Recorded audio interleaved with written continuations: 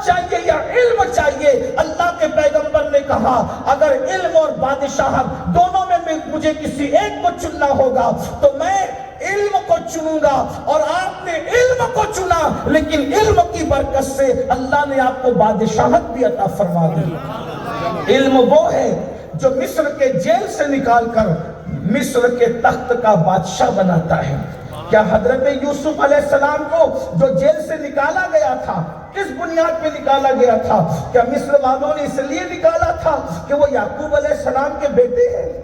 یعنی نسب کی بنیاد پر نہیں نکالا تھا، اس لیے کہ ان کو تو نسب یوسف پتہ ہی نہیں تھا۔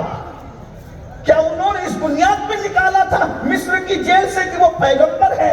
کیونکہ حضرت یوسف علیہ السلام کی نبوت کا ان کو علم ہی نہیں تھا۔ نہ نسب کی بنیاد پہ نکالے گئے، نہ منصب نبوت کی بنیاد پہ نکالے گئے۔ حضرت یوسف علیہ السلام کو مصر کی جیل سے نکالا گیا تھا تو صرف اور صرف حضرت یوسف کے علم کی بنیاد پر نکالا گیا تھا۔ میں معاذ اللہ یہ نہیں کہنا چاہ رہا ہوں کہ نسب کوئی چیز نہیں، نہ یہ بھی نہیں کہنا چاہ رہا ہوں کہ معاذ اللہ منصب نبوت کی کوئی حیثیت نہیں، ایسا تو کوئی مومن تصور بھی نہیں کر سکتا، لیکن ان کو علم نہیں تھا۔ ان کو علم تھا تو صرف یہ علم تھا کہ جیل میں کوئی ایسا بھی ہے، بلکہ خوبصورتی کا تو علم ان کو سب کو تھا، حسن تو اتنا تھا، مگر خوبصورتی کی وجہ سے بھی ان کو نکالا نہیں گیا، بڑے باپ کا بیٹا ہونے کی وجہ سے بھی نکالا نہیں گیا، آپ کے تقوی اور پرہیزگاری کی بنیاد پر بھی نکالا نہیں گیا۔ پورا مصر تقوی کا گواہ تھا، لیکن حضرت یوسف کو اگر مصر کی جیل سے نکالا گیا ہے تو صرف اور صرف آپ کے علم سے متاثر ہو کر کے نکالا گیا ہے۔ پتہ چلا جہاں لوگ تقوی کے بھی قائل نہیں ہوتے، نسب کے بھی قائل نہیں ہوتے، حسن کے بھی قائل نہیں ہوتے، علم وہ ضرورت ہے جو بڑے بڑوں کو قدموں پہ جھکا دیا کرتی ہے۔ حضرت یوسف علیہ السلام مصر کی جیل سے نکلے ہیں اور مصر کے تخت پر بیٹھے، لیکن مصر کے تخت پر بیٹھنے کے لیے بھی آپ نے کیا کہا؟ انی حفیظ علیم، کہ میں حفاظت کرنے والا ہوں اور میں علم والا ہوں۔ دیکھ رہے یہ علم کی برکات ہے۔ اس کے بعد آپ دیکھیں مسلمانوں کا دور عروج، مسلمان اس وقت تک کے عروج اور ترقی کی طرف گامزن ہوتے رہے جب تک ان کے پاس علم تھا۔ اچھا، مسلمان بہت پڑھتے تھے، بہت پڑھتے۔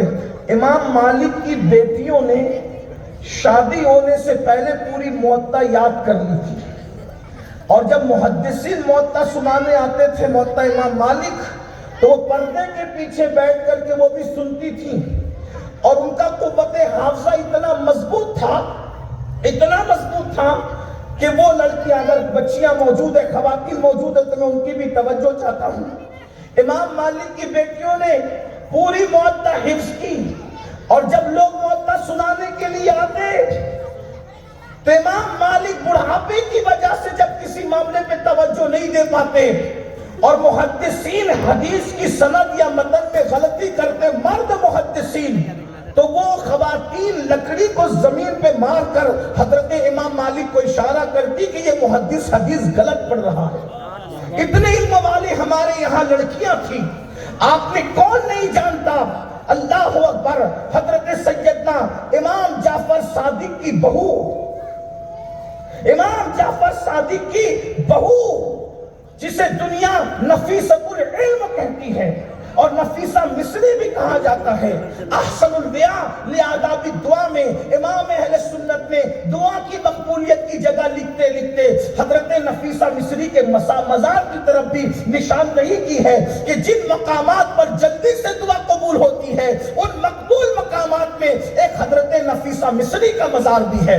یہ نفیسہ مصری امام جعفر صادق کی بہو تھی، امام حسن کے خاندان کی بیٹی تھی، امام حسین کے خاندان، امام حسن کے خاندان کی بیٹی تھی، امام حسین کے خاندان کی بہو تھی۔ اپنے شوہر کے ساتھ مدینہ منورہ سے ہجرت کر کے مجھے وہ مصر آ گئی تھی، لیکن اللہ اکبر، اس عورت اور خاتون کے پاس اتنا علم تھا کہ جب یہ درس دینے کے لیے پردے کے پیچھے بیٹھتی تھی تو اس وقت ان سے علم حاصل کرنے کے لیے جہاں مصر کے بڑے بڑے علماء آتے تھے ان میں ایک نام حضرت سیدنا امام محمد ابن ادریس یعنی محقق اور مجتہد مطلق ان کے پاس آ کر کے پردے کے پیچھے سے علم حاصل کیا کرتا تھا۔ یہ علمی صلاحیت تھی مسلمان بیٹیوں کی۔ بیٹیوں کے پاس اتنا علم ہوگا تو بیٹوں کے پاس کتنا علم ہوگا۔ ایک بات میں آپ سے کہنا چاہتا ہوں، آج لوگ سائنس سائنس سائنس کی بات کرتے ہیں۔ اسلام سائنس کا منکر نہیں ہے، سائنس بہت بعد میں وہاں پہنچتی ہے، اسلام بہت پہلے بیان کر چکا ہوتا ہے۔ ایک بات آپ سے کہوں کہ ایک ضابطہ ہے، آپ لوگ اس کو پڑھتے پڑھاتے ہیں سائنسی اصول کو، جس کو میں اپنے لب و لہجے میں بیان کروں۔ ایک علم ہے جسے علم صوتیات کہا جاتا ہے عربی میں، علم صوتیات، اور اردو میں اس کو آپ آواز کا علم کہتے ہیں۔ یہ آواز کا جو علم ہے، اس کا ضابطہ یہ بیان کیا جاتا ہے کہ آواز سنائی کیوں دیتی ہے؟ تو آپ کہتے ہیں کہ آواز کی لہریں ہوا کے دوش پر سفر کرتی ہے، اس لیے آواز سنائی دیتی ہے۔ مطلب جہاں ہوا ہوگی وہیں آواز سنائی دے گی، جہاں ہوا نہیں ہوگی وہاں آواز سنائی نہیں دے گی۔ مطلب یہ ہے کہ آواز کو یہاں سے وہاں تک یا کہاں تک پہنچانے کا اگر کوئی ضابطہ ہے یا کوئی ذریعہ ہے، کوئی وسیلہ ہے، تو اسے ہوا کہتے ہیں۔ ہوا کے سوا اور کیا ہے؟ اسی لیے جہاں ہوا نہیں ہے، یعنی اگر کوئی چاند پر چلا جائے تو وہاں آواز سنائی نہیں دیتی۔ اسی طریقے سے اگر کوئی کانچ کے کمرے میں بند ہو جائے اور ہوا جانے کی کوئی جگہ نہ ہو تو اندر والے کی آواز باہر والے کو اور باہر والے کی آواز اندر والے کو سنائی نہیں دے گی، اس لیے کہ آواز سفر نہیں کر رہی ہے۔ جب آواز سفر نہیں کر رہی ہے تو آواز اس لیے سفر نہیں کر رہی ہے کہ اس کو ہوا کی لہریں نہیں میسر ہے، اور آواز کو جب تک جب وہ ہوا کی لہریں میسر نہ آئے اس وقت تک کہ آواز سفر نہیں کر سکتی، کیونکہ آواز کو سفر کرنے کے لیے دوشے ہوا چاہیے، ہوا کے کاندے چاہیے، ہوا پر اس کو سفر کرنا ہے۔ اب آپ سے پوچھتا ہوں، یہ ضابطہ بہت پڑھا جاتا ہے، جس کو میں نے اپنے لب و لہجے میں بیان کیا تاکہ بچے بھی سمجھ جائیں۔ اب آپ سے پوچھتا ہوں، یہ ضابطہ کب سامنے آیا اور کس نے سامنے لایا؟ ہم تو ساری چیزوں کو یوں ہی روا روی میں بول کر کے سن کر کے گزر جاتے ہیں، تقریر اچھی تھی، انداز اچھا تھا، مجمع زیادہ تھا، یہ سب کہہ کے چلے جاتے ہیں۔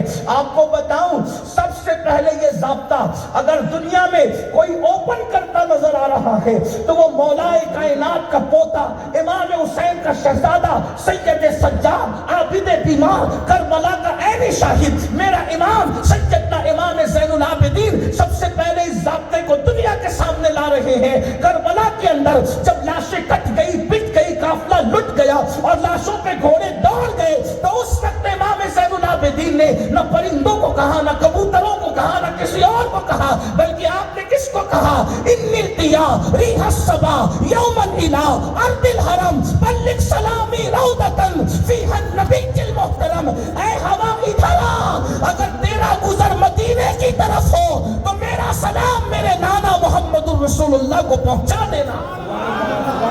یہ ضابطہ کون پیش کر رہا ہے؟ یہ ضابطہ کون پیش کر رہا ہے؟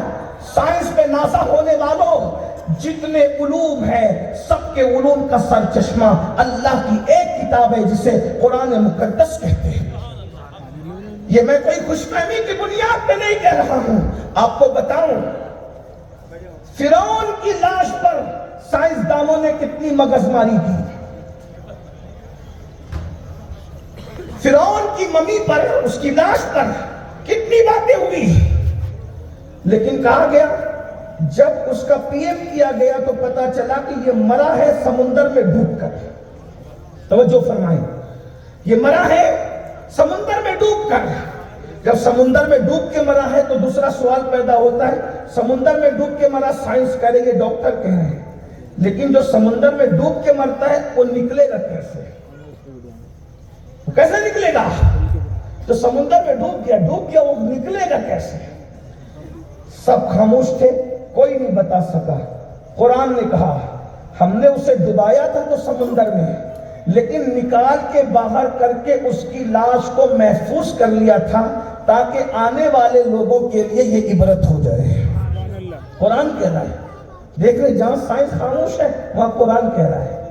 علم ارضیات قرآن بیان کر رہا ہے، علم فلکیات قرآن بیان کر رہا ہے، ستاروں کی انجمن قرآن بیان کر رہا ہے، گلیکسی کا نظام قرآن بیان کر رہا ہے، شفق کا جمال قرآن بیان کر رہا ہے، افق کی سرخی قرآن بیان کر رہا ہے، دریاؤں کا نظام قرآن بیان کر رہا ہے، گرتے ہوئے آبشاروں کا تصور قرآن بیان کر رہا ہے۔ اسی طریقے سے آپ قرآن اٹھا کر کے دیکھیں، سارے علوم کا سر چشمہ قرآن ہے۔ ایک بات آپ سے کہتا ہوں، دنیا کے اندر ایسے دریا ہیں جہاں پر دریاؤں کا سنگم ہوتا ہے، تو دو دریا آپس میں ساتھ ساتھ بہتے ہیں لیکن وہ ایک دوسرے میں گھٹ مٹ نہیں ہوتے۔